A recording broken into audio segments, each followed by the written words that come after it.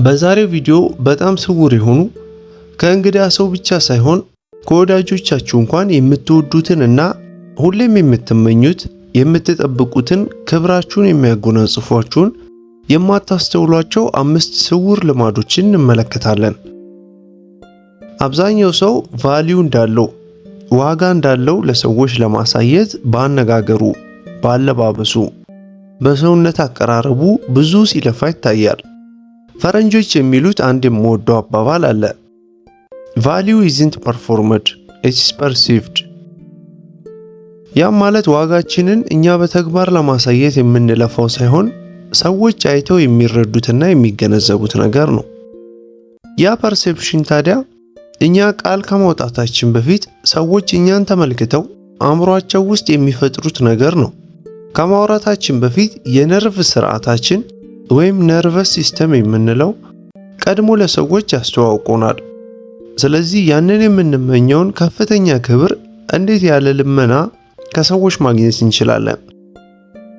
አብራችሁኝ እስከ መጨረሻው በመቆየት ብቻ ብዙ ተአምርን ትመለከታላችሁ።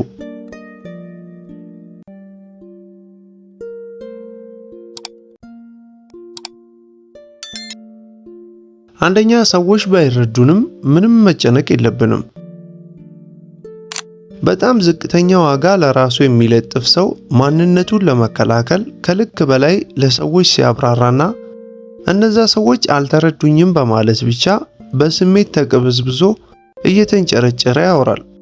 በጣም ከፍተኛ ዋጋ ለራሱ የሚለጥፍ ሰው ደግሞ የተመረጠ ማብራሪያ ብቻ ይሰጣል። እስቲ አንድ ጥያቄ ልጠይቃችሁ። የሆነ ሰው በተሳሳተ መንገድ ወሬያችሁን ወይም ጉዳያችሁን ቢተረጉምባችሁ እያወቀም ይሁን ሳያውቅ ማለት ነው፣ በቀጣይ የእናንተ ምላሽ ምንድነው የሚሆነው? ቶሎ ለማስተካከል ነው የምትቸኩሉት? ራሳችሁን ለመከላከል፣ ለማስረዳት፣ ንግግራችሁን ወደ ነበረበት ለመመለስ ነው ፍላጎታችሁ። ሳይኮሎጂካል ሺፍት ያለው እዚህ ጋር ነው። ታዲያ ገጽታችሁን ለመከላከል በችኮላና በጥድፊያ ደፋ ቀና የምትሉ ከሆነ ያ ገጽታችሁ በቶሎ የመሰበር እድሉ ከፍተኛ ይሆናል። ከፍተኛ በራስ መተማመን ያላቸው ሰዎች አንድ ጥልቅ ነገርን በደንብ ይረዳሉ። የሆነ ሰው ለጊዜው ዋጋችሁን ባይረዳችሁ ትክክለኛ ዋጋችሁ አይቀንስባችሁም። ታዲያ ከመቸኮል ይልቅ ይገመግማሉ። ይሄ አለመግባባት የሚያመጣው መጥፎ ነገር አለ ብለው ይጠይቃሉ ራሳቸውን። መልሱ አዎ ከሆነ በእርጋታ ለማብራራትና ለማስረዳት ይሞክራሉ። ነገር ግን ያ ሰው አልተረዳኝምና ያ ለመረዳት ግን ጉዳት የማያመጣ ከሆነ ችላ ብየው ሄድና ነገሩን ቀስ እያለ እውነታውን ያጣራ ብለው ጥለውት ይሄዳሉ። ምክንያቱም ለሁሉም ሁኔታ ማብራሪያ አይሰጥም፣ ለሁሉም ሰው ምላሽ አይሰጥም። ይሄ ነገር ታዲያ ለምን የሚሰራ ይመስላችኋል? ምክንያቱም እርግጠኛነት ሁሌም የተረጋጋ ነው።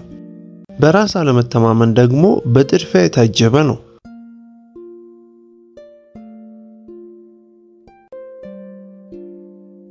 ሁለተኛ ደግሞ ቶሎ መገኘትን ማቆም። በተፈለግንበት ጊዜና ቦታ ሁሉ በነፃ መገኘት ከመጠን በላይ አቅርቦት እንዳለው የሚሸጥ ዕቃ ያደርገናል።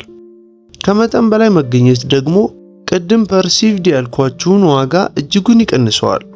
ስለ ወርቅና ድንጋይ ልዩነታቸው ለእናንተ ማስረዳት መቼም ጉንጭ ማልፋት ነው።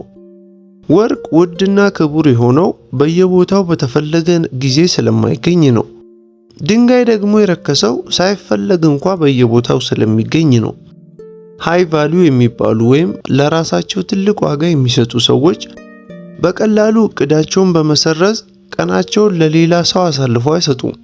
ለእያንዳንዱ ለሚመጣላቸው ግብዣና ጥያቄ ቀናቸውን ሪሼፕ በማድረግ ለሰው መስዋዕት አያደርጉም። ሰዎች እናንተን ለማግኘት የሚገደቡ ከሆነ ወይም በቀላሉ የማያገኟችሁ ከሆነ አንድ ቀን ለነሱ መገኘታችሁ ትልቅ ክብደት ይኖረዋል። የሆነ ሰው ጊዜያችሁን በደንብ ስትራክቸር እንደሆነና የተዋቀረ ክፍለ ጊዜ እንዳላችሁ ካወቀ ወሬ ሲያወራችሁ እንኳ ስነ ስርዓቱን ይዞ ነው የሚያወራችሁ። ምክንያቱም ትንሽ ዝንፍ ብሎ አጉል ነገር ከተናገራችሁ ጥላችሁት በመሄድ ወደ ራሳችሁ እንደምታተኩሩ ስለሚያምን ገደቦቻችሁ ክብራችሁን ከፍ ያደርጉላችኋል። ገደብ የሌለው ራስን ለሁሉም መስጠት ደግሞ ክብራችሁን ያሳንሰዋል።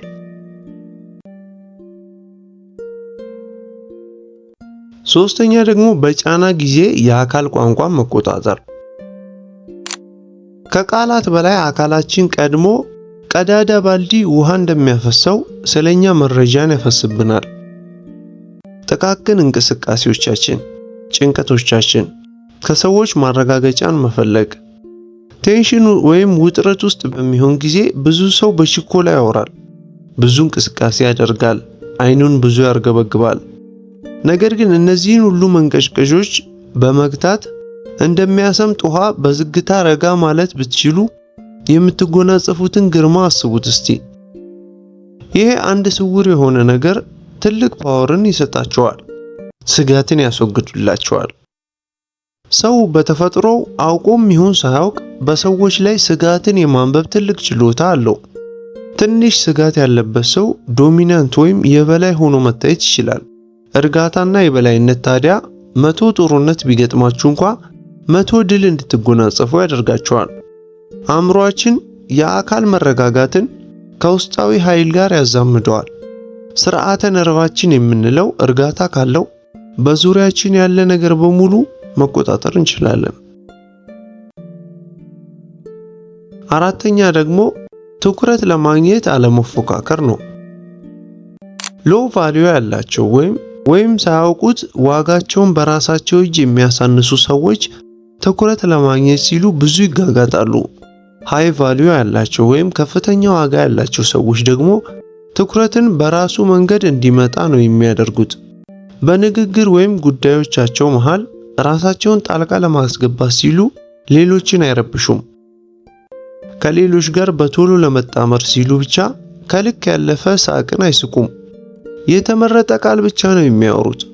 የሆነ ሰው ታዲያ በጣም ትንሽ ብቻ ነገር ግን የተመረጠ ነገርን ብቻ የሚያወራ ከሆነ ቃላቱ ዴንሲቲ ይሸከማል። ሁሉም ለመደመጥ የሚፎካከር ከሆነ የዝምተኛው ሰው ድምፅ ሁሉንም ይስባል። በትክክል የተጠቀምነው ዝምታ ግራቪቲ ይፈጥራል። ሁሉን ነገር ወደ ራሱ መሳብ ይችላል። ማንም ደግሞ ወደ ግራቪቲ ይወድቃል። ይሄ የፊዚክስ ሕግ ነው። አምስተኛና የመጨረሻ ደግሞ የማይመጣጠን አስተዋጽኦ ከሆነ ጥሎ መሄድ። ፍቅር በሉት ጓደኝነት ወይም ቢዝነስ ፓርትነርሺፕ ሁሉም ትራንዛክሽናል ናቸው። እኩል ነገር ባይሆን እንኳን ተመጣጣኝ ነገር እያዋጣችሁ የምትገበዩበትና ሁለታችሁም ተመጣጣኝ ነገር እያዋጣችሁ ጥቅም የምታገኙበት ነገር ነው። የሆነ ሰው ቢንቃችሁ ግን ብዙ ውለታን እየዋላችሁለት እንደ ቁም ነገር ባይቆጥሩላችሁ፣ ሁሌም አቅልሎ ቢመለከታችሁ፣ ገደቦቻችሁን የሚጻረር ነገር ቢያደርግባችሁ፣ አብዛኞቻችሁ የምትሰጡት ምላሽ ይህንን ነው። መከራከር፣ ውለታችሁን ለማሳወቅ መሞከር፣ ለማሳመን መሞከር። ነገር ግን ትክክለኛውና የሚያስከብራችሁ መስመር ግን ይሄ ነው። አንዴ መገምገምና ማረጋገጥ፣ በድጋሚ ስትመለከቱ ግን ጥሎ መሄድ። የስሜት መገንፈልና በአደባባይ ውሳኔያችሁን ለማሳወቅ መሞከር አይጠበቅባችሁም። ጀስት ራሳችሁን ማራቅ። ራስን ማራቅ ሌላ የተትረፈረፈ ነገር እንዳለን፣ አማራጭ እንዳለን ያሳያል።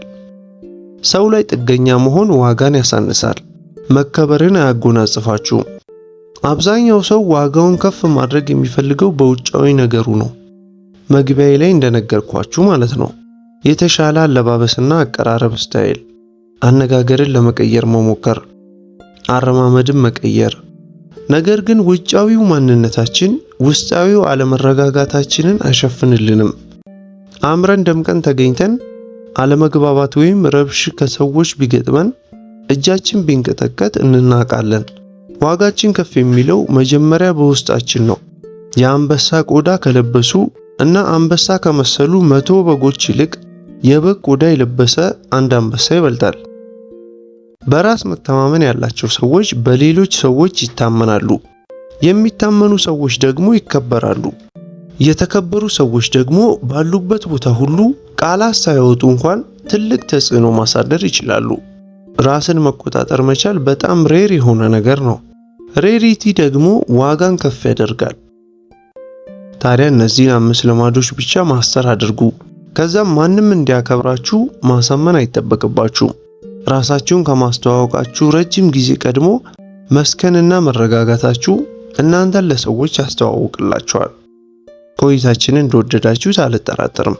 እስከ መጨረሻው ስለተከታተላችሁኝ በጣም ከልብ ያመሰግናለሁ። ሰላም ቆዩልኝ።